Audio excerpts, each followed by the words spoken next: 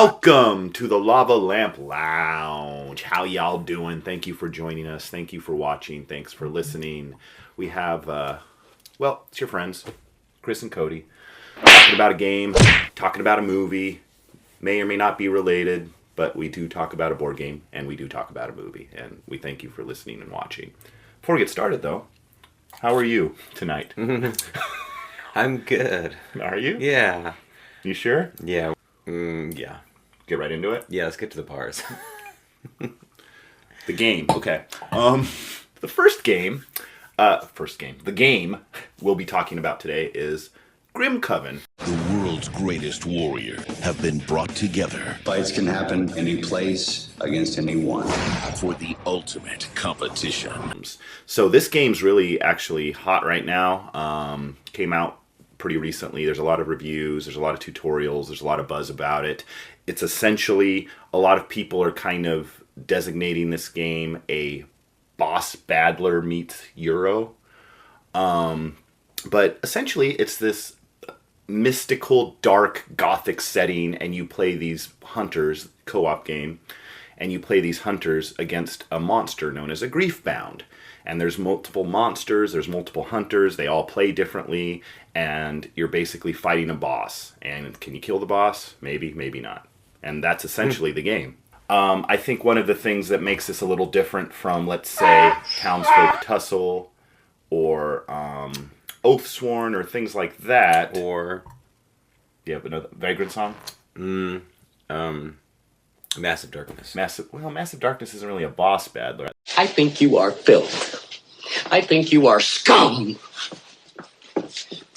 You are a degenerate! This isn't really a dungeon crawl. Anyway, so you have full knowledge, and that could be of everything that's going to happen. You know what the boss is going to do. You know what the minions are going to do. You know what the boss is. He has a lieutenant, like a big guy, an elite. So you have a boss, you have an elite, and you have minions. You know what they're all going to do. So essentially, the hunters each take like 2 actions.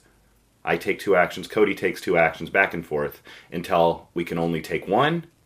If we can only take 1, then we pass. Once both players pass, then the baddies get to do all their thing. Yeah, so we take turns doing our turns, 2 actions, and our actions are drawn from a pool of dice that we roll. That you roll, yeah. And so a round is us taking 2 actions through that pool of dice. Yep. And when you're out of dice, you're out of actions, and then we go through the enemy phases. Yep, and you get event phase, enemy phases. Yeah, yep.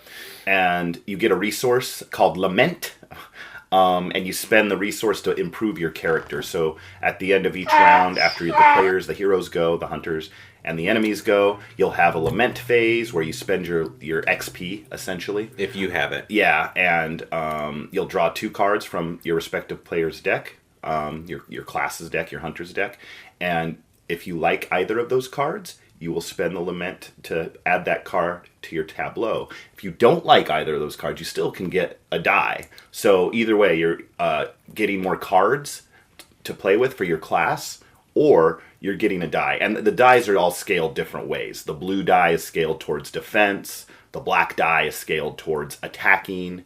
The green die is scheduled more skewed towards moving around the board. So you kind of want to get well-rounded by having like different kinds of dice, and also depending on the equipment you have for your character or your class, you might want more of a certain die.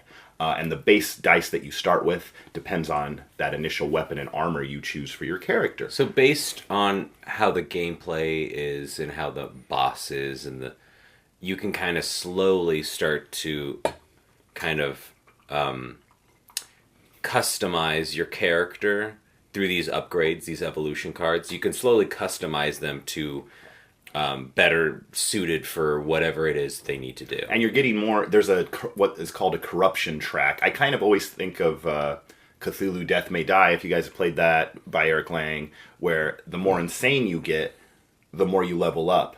But you don't want to get too insane because, bad stuff could happen. So in this game, it's kind of similar. The more corruption you get by spending Lament, the more cards you can get, or dice, and become more and more powerful. But you don't want to get too corrupted, because then you can turn into a corrupted bad guy. And you'll become basically another thing that the heroes have to take care of. And your win condition changes to you just wanting to kill. Or you just become a U.S. politician.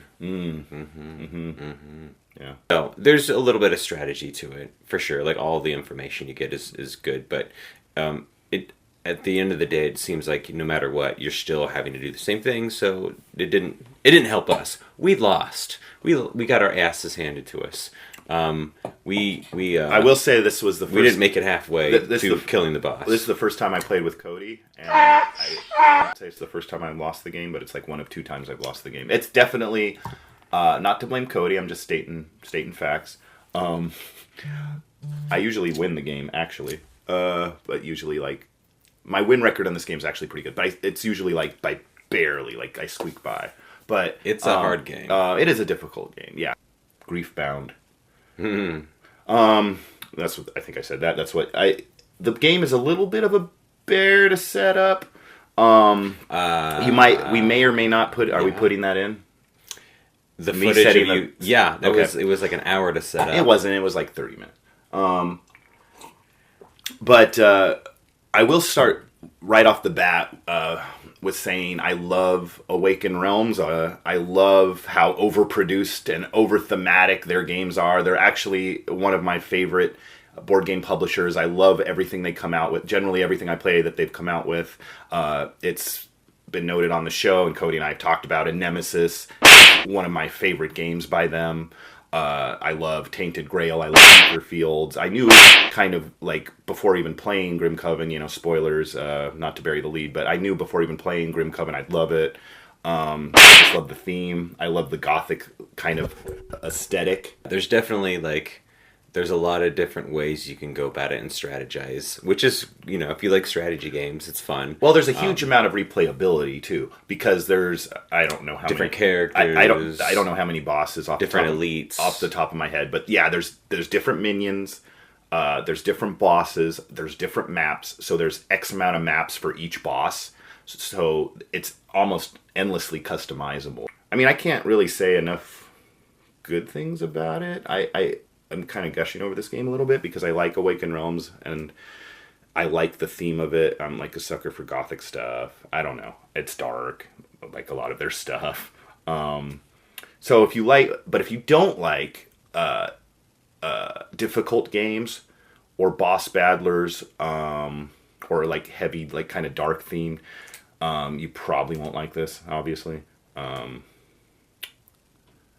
do you say to that? What are some other thoughts you have? I didn't like it. Yeah.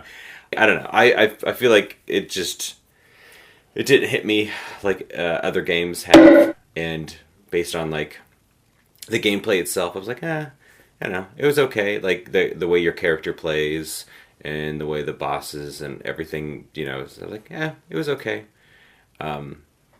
So I don't know. It just didn't click with me. Mm-hmm. I feel like there's definitely more entertaining games. And I feel like if you were like, hey, we're gonna have a Grimcoven night, I think I would be like, I'm going to sleep early.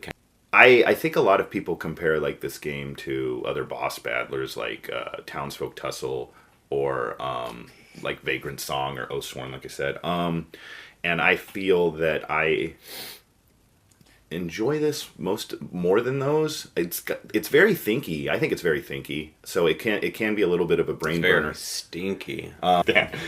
So anyways, you can't. Anyways, what? What would you give it? 9. Okay. What do you think I'm gonna give it? 4. Not that bad. Yeah. I would say 5 out of 10. Yeah. So it's average. For this game, yeah, it is my personal taste rather than me saying this is a bad game. Yeah. It's That's not fair. a bad game. Clearly, okay. It's made well. Okay. And I'll obviously, take that then. You guys have played it a couple times. Yeah. You guys clearly like it. Yeah. It's just me. This is a me personal taste kind of a game. Because, I don't know. Okay. Fair enough. Yeah. There's just nothing about it that I'm blown away by. The aesthetics, everything, I'm just eh. Yeah. Yeah. Yeah. Okay. So, well, I mean, it's kind of interesting. I mean, we're polar opposites on this game, which I like to actually see sometimes. I think we're polar opposites on the movie too. Man, you're just chipping away at his soul. Yeah, I mean, I didn't have much soul like to go into it tonight to start with, and now like you're just okay. This is what you're doing. No, right? honestly, like this is what you're doing.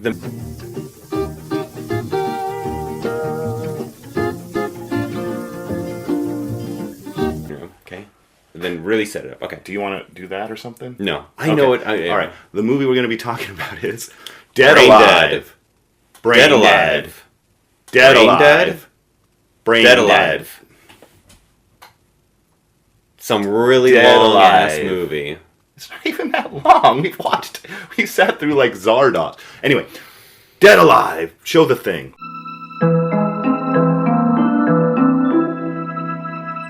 On this picturesque block, in this manicured home, something evil, something terrifying, something horrifying is haunting life. Stop my breathing and slit my throat. I must be emo. I don't jump around when I go to shows. I must be emo. Like, okay, Dead Alive directed by none other than Peter Jackson. Yeah, Peter Jackson. Peter Jackson. New Zealand film. Was it New Zealand? Peter Jackson's New Zealand. I know. The accents were in it. I had to put on you're just making a subtitles. joke. Yeah. So, why don't you describe for our fans and our friends at home or on the road listening what the plot of this film is? The premise, the plot, is very simple. Mm-hmm. And then it just gets elongated and dragged on. Okay, just give them the plot without editorializing. Okay, so a mysterious creature is brought in from another country. Story goes, these great big rats come scuttling off the slave ships and raped all the little tree monkeys.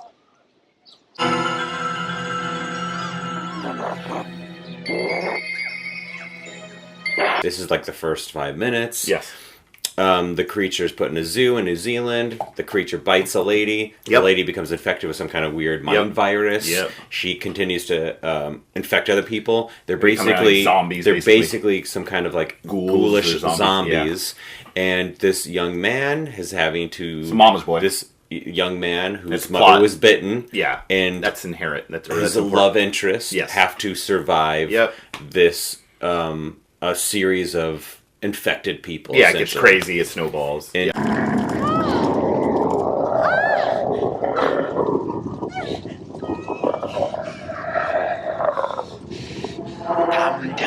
that's the simple premise. Yeah, that's all you need to know. That's all you need to know. 2 hours. Okay. But it felt like 4 hours. Oh, God, man, really? Why do you have to be shitting on this film? Okay, Okay, hold on. You obviously don't like it. Just you made that. No, okay, no. You made that apparent. No. But before we even hold on, say that. shut up for a I second. didn't say that. Before that, though, you have to give it props for the practical effects. Okay, so that's the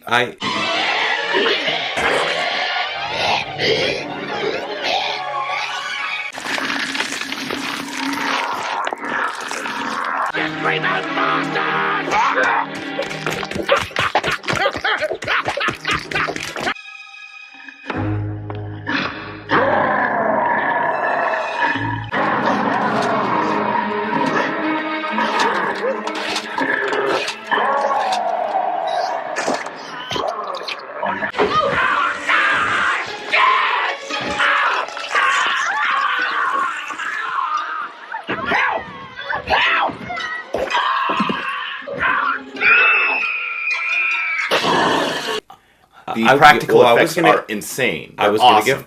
gonna give props, and my biggest gripe is that it turned a very impressive movie, and it took way too long.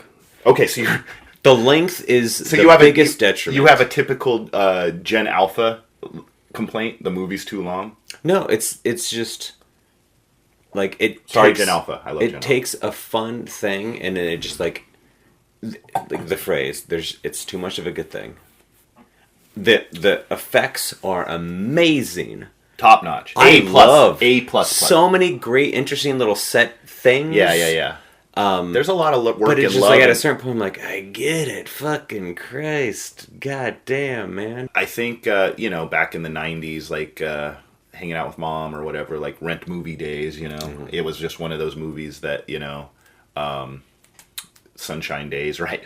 Like just, you pull a movie off the shelf, no internet, nothing to look at reviews, right? You pull a movie off the shelf, you look at the cover, look at the back, hope for the best, take it home. And I was just pleasantly like entertained by it. Yeah, obviously I probably have a nostalgic connection to it, but I think even if I didn't, I think I would still really like the movie because it just kind of sings in a lot of different elements that I appreciate in terms of the effects and like the puppetry, the gore, the practical effects, I think are just top notch. And I think it's just funny. And I think it's very campy and it's very gratuitous and silly. And, people are going to like shit on me because, obviously Peter Jackson's he's a prolific director and he's known for like Lord of the Rings or, he did Frighteners, right? I think he did Frighteners. So he had like kind of a horror background. It's like a horror Looney Tunes. Yeah. It's a horror Looney Tunes movie. Yeah. And I like this. It's my favorite movie that he's done. Like, I mean, I love this film. Like, I just find it funny. I find it fun and entertaining and just, I don't know. You're bored because it was long.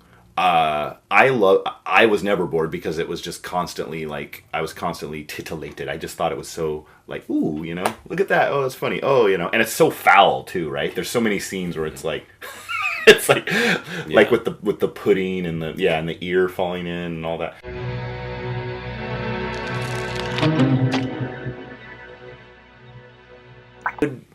I would love to see a making of how they made this movie with the practical effects. I would watch that 100%, and I would love that a lot more than actually watching this movie. What about you were saying that there was, I guess we're kind of alluding to it a little bit, or I can kind of read between the lines, but what were you saying about that there's actually ways that Grimcoven connects to Dead Alive, Brain Dead to You? I can appreciate so many elements of Grimcoven. Yeah. Like, all right, I don't like the art. Yeah. But it's well done art. Yeah. Obviously, there was tons of thought going into the elements of this game, like every single move you make, every single card. There's a lot to consider. There's so many things that you can just there's a character you can come across on this board, and here's a random card that can help you, and it's all Right. And here in the movie, clearly a lot of things were thought of, and so much work was put into it.